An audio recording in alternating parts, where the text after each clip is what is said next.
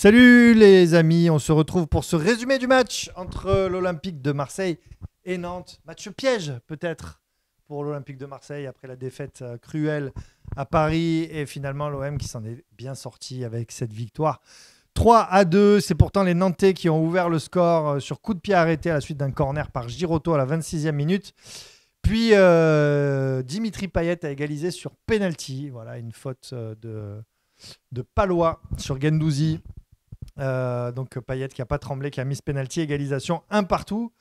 Et puis finalement Marcus Coco qui égalise d'un beau but, d'une belle frappe.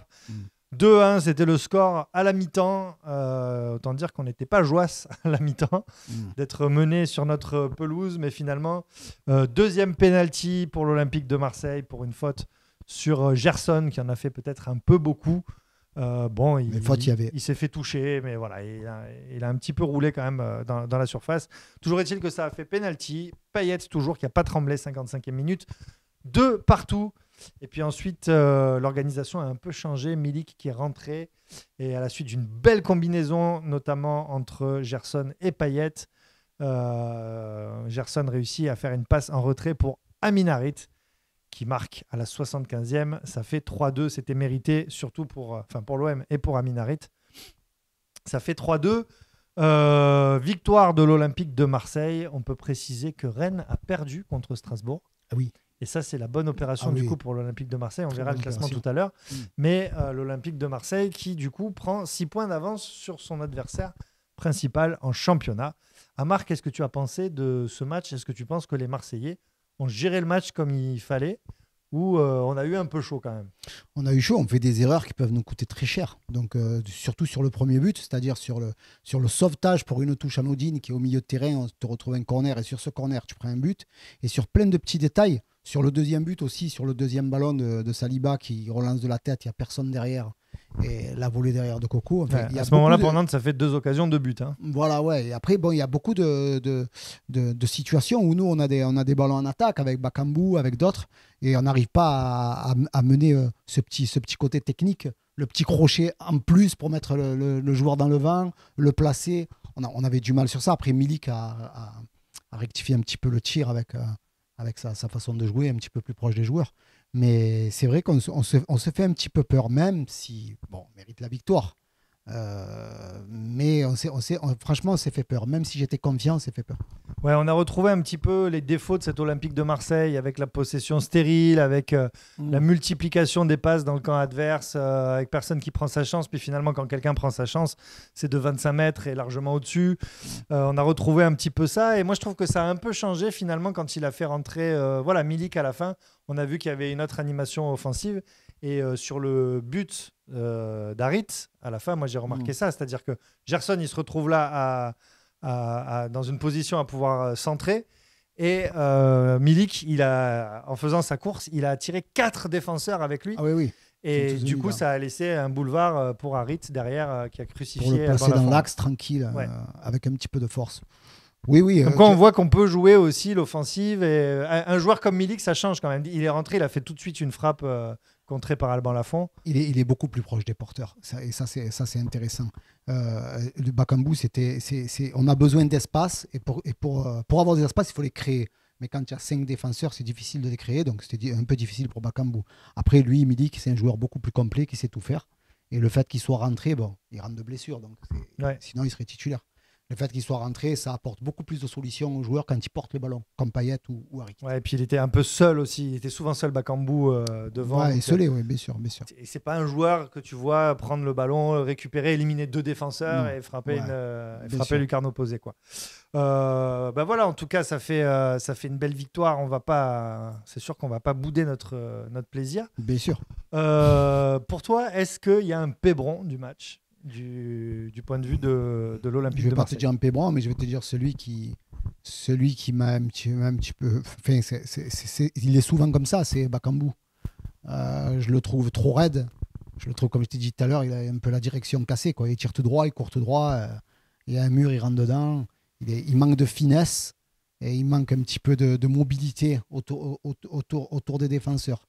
Il est rustre, il est dur, Et ça, dans le football moderne, ça va être compliqué. Il a de la vitesse, c'est bien, mais lui, il est bon si jamais il y a des espaces. Oui. Et là, sur ce match-là, eh ben, il était en dessous des autres. Surtout que quand tu es rustre face à Palois, Ouais, c'est compliqué. tu tombes sur Ouais. un autrement rustre que toi, quoi. Pour moi, c'est lui qui a été le moins bon. Mais après, il a quand même fait son match à sa façon. Il a fait son match. Moi, je parlerai de Lirola. Alors, pareil, Pébron, c'est peut-être un peu fort hein, pour Lirola. Ça n'a pas été un Pébron, mais toujours un peu. Voilà, il a fait des choses intéressantes. Il a fait un bon début de match. Voilà, il a fait des choses intéressantes au début du match, mais très vite, tu sens que, je sais pas, il a du mal à centrer. Il centre toujours là où il n'y a pas de joueur. C'est bizarre, ce joueur qui était si bon, je trouve, la saison dernière, là, qu'il n'arrive pas à retrouver la confiance. Et pareil, sans en faire un Pébron, mais je trouve que Paul Lopez, il ne fait pas un très bon match. En fait,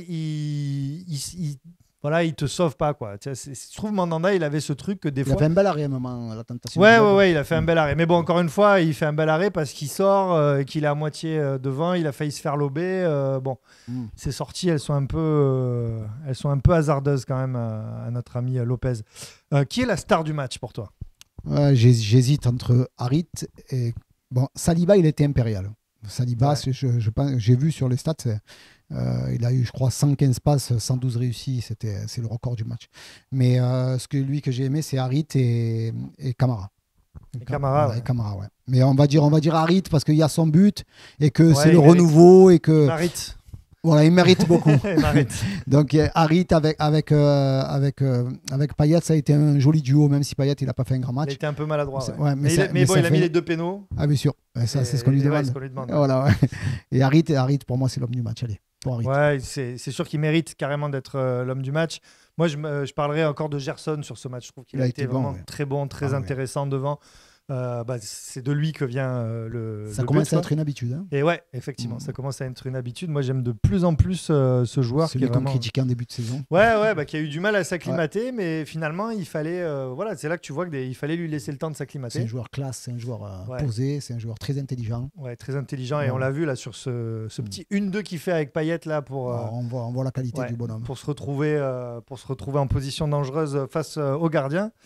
On va faire un petit tour sur le classement quand même.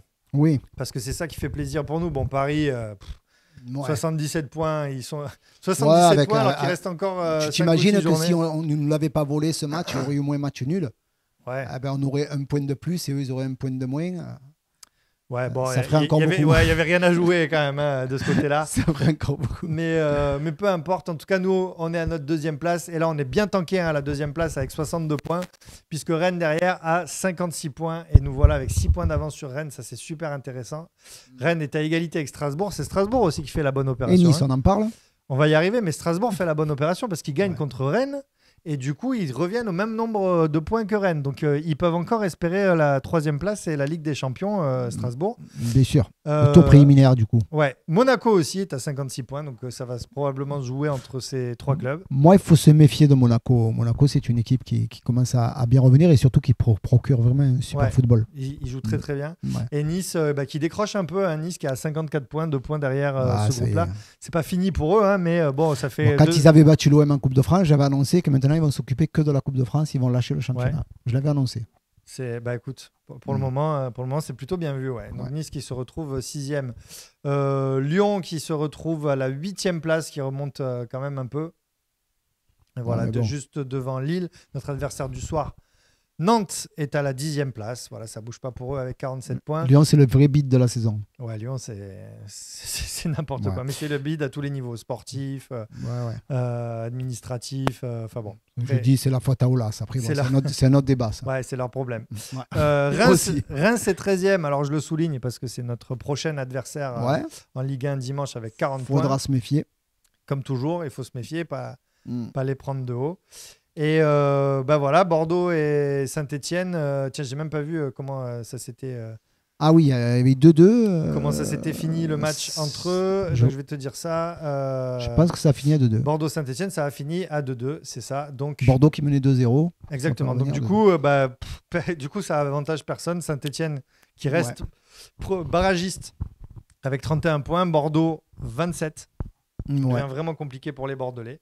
Et Metz, mais il y a Clermont qui est remonté, Clermont qui était derrière Saint-Etienne qui est remonté, je crois. Ouais, Clermont qui se retrouve avec 32 points. Clermont qui a gagné. Avant de se quitter, Amar, une petite note en Aioli. Ah ben écoute, on a passé un bon moment quand même. On Passé a un vu un bon beau moment, match. On a vu un beau match. on a vu Deux belles équipes qui sont bien défendues Nantes. Ouais, je vais mettre 4 Aioli, moi. 4 Aioli. Ouais, même qu'on a fait un petit peu les cons, mais j'ai 4 Aioli. Ouais. Allez, je vais mettre 4 Aioli aussi. C'est un beau match. Il y a eu des buts. Les Marseillais ne sont pas tombés dans le piège nantais. Et j'ai bien aimé surtout. On avait un beau public aussi, c'était beau. Hein. Très beau public, ouais. Et j'ai bien aimé, moi, vraiment la fin du match. Là, il y avait un petit peu d'animation offensive du côté de l'OM. C'était bien, c'était beau. Bien, J'étais content. Merci beaucoup de nous avoir suivis. On se retrouve dimanche à 20h35 en direct sur le Tarpin Bien pour Reims OM. Pour passer un grand moment. En live, ouais, pour passer un grand moment. À dimanche, du coup, Amar. À dimanche, Mathias. À dimanche, les amis.